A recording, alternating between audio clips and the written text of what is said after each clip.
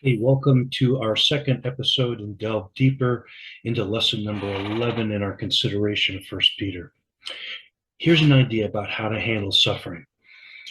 Peter has written to believers who are being persecuted. We call this kind of suffering righteous suffering, the sufferings of Christ, kingdom suffering.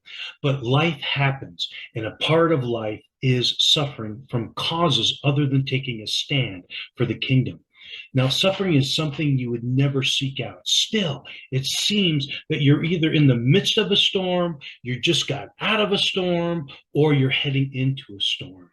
And most of the time, we don't know why. We may know the causes, we may know the chain of events that led to our pain, but often we don't know why, the meaning. And then when we ask God, we get no answer.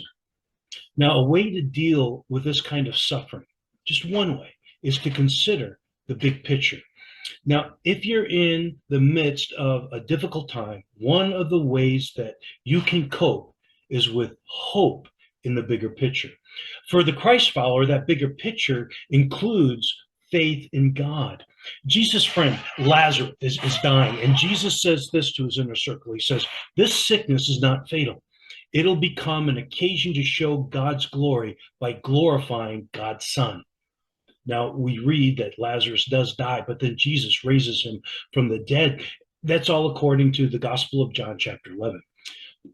The bigger picture perspective is believing that God can use your pain, the pain that you are now in, the suffering that you're now dealing with, to show the world who He is.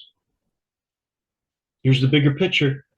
Even though you can see no possible way anything positive can come out of the situation that you are in, faith convinces you that everything, all that pain, will be redeemed and God will use it somehow for His glory.